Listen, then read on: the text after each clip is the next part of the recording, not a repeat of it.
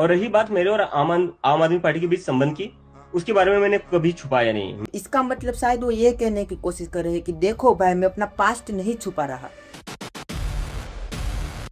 ये सीजेपी अभी तक पूरी तरीके से रजिस्टर्ड पॉलिटिकल पार्टी है भी नहीं। भाई अब हमें ये अंधभक्ति नहीं चाहिए, अब हमें ऐसा नेता चाहिए जो खुद को ना बदले बल्कि सिस्टम को बदले। एक ऐसा आदमी जो पहले आम आदमी पार्टी के साथ काम करता था, जिसने पहले पॉलिटिक्स को काफी करीब से देखा था, लेकिन ऐसा क्या हो गया कि उसे आम आदमी पार्टी का साथ छोड़ना पड़ा और उसने अपनी एक अलग पार्टी बनाई, कॉकरोच जनता पार्टी। अब दोस्तों, जिसने इस पार्टी को बनाया है उसका नाम तो आपको पता ही होगा। उसका नाम है अभिजीत दीपके, जो कि अमेरिका में रहता है। क्या वो आप में सिर्फ पॉलिटिक्स जानने आए थे? क्या उसने पहले से तय कर रखा था कि उसे आगे जाकर अपने एक अलग से पार्टी बनानी है?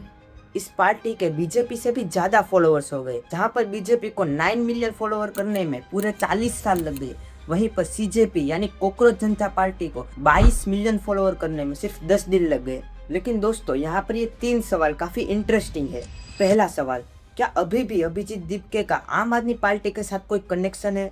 दूसरा सवाल, क्या वो आगे जाकर राघव चड्ढा की तरह बदल जाएंगे? और तीसरा सवाल, कि वो आगे जाकर हमारे देश के प्राइम मिनिस्टर बन सकते हैं या फिर नहीं? तो दोस्तों, इन 3 सवाल का जवाब आज हम इस वीडियो में जानेंगे। तो चलिए वीडियो को शुरू करते हैं।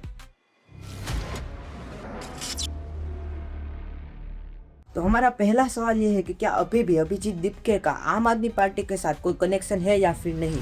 अब दोस्तों, इस बात का कोई पक्का प्रूफ तो नहीं है, लेकिन कुछ फैक्ट्स है जिसके बारे में जान के आप अभिजीत दीपके के बारे में सोचने पर मजबूर हो जाओगे। अभिजीत दीपके ने यह खुद कहा है कि 2020 से 2023 तक वो आम आदमी पार्टी के सोशल मीडिया टीम का हिस्सा थे, यानी कि वो उसके सोशल मीडिया अकाउंट को हैंडल करने का काम करते थे।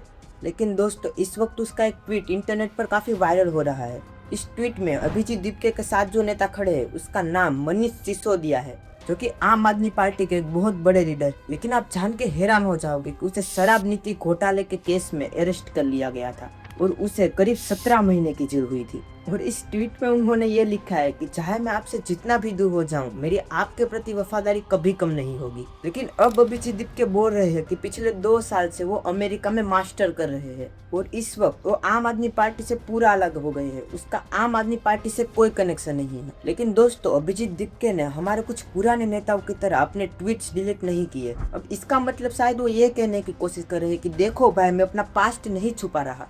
और रही बात मेरे और आम आदमी पार्टी के बीच संबंध की, उसके बारे में मैंने कभी छुपाया नहीं। मैं चाहता तो राघव चड्ढा जैसे मैं ट्वीट डिलीट कर सकता था अपने। तो अब चलते हैं हम हमारे दूसरे सवाल की तरफ। कहीं वो राघव चड्ढा की तरह बदल तो नहीं जाएंगे? आज तो वो बहुत जबरदस्त बातें कर रहे हैं, सिस्टम हिला देंगे, कॉकरोच जनता पार्टी, आम आदमी की आवाज। लेकिन अगर कल को कोई बड़ी पार्टी उसके पास आई, चाहे वो बीजेपी हो, आप हो या फिर कांग्रेस हो, और उन्होंने अभिजीत दीपके को कोई बड़ा ऑफर दिया, टिकट, पावर, फंडिंग, सिक्योरिटी, तो क्या पता ये भी बदल जाए। अब दोस्तों, सच बताना कि जब आपने राघव की पार्लियामेंट में मुद्दे उठाने वाली लिस्ट देखी थी, तो क्या आपको पता था कि ये आगे जाकर बीजेपी ज्वाइन करेंगे? क्या आपने ऐसा सोचा भी था? कमेंट में जरूर बताना।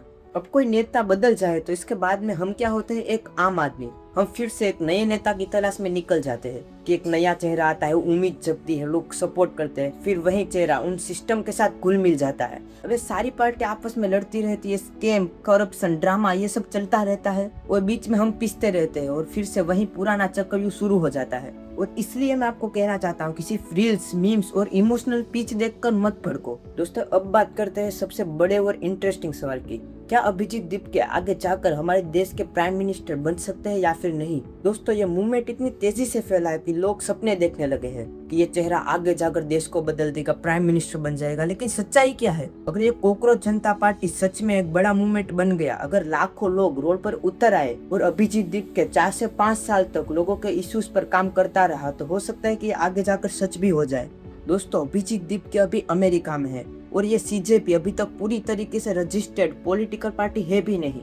दोस्तों, इस वक्त उसका पीएम बनने का चांस ऑलमोस्ट 0 है। लेकिन अगर 10 से 15 साल तक ये मूवमेंट सच्चा और कंसिस्टेंट रहा तो आगे चलकर कुछ भी हो सकता है।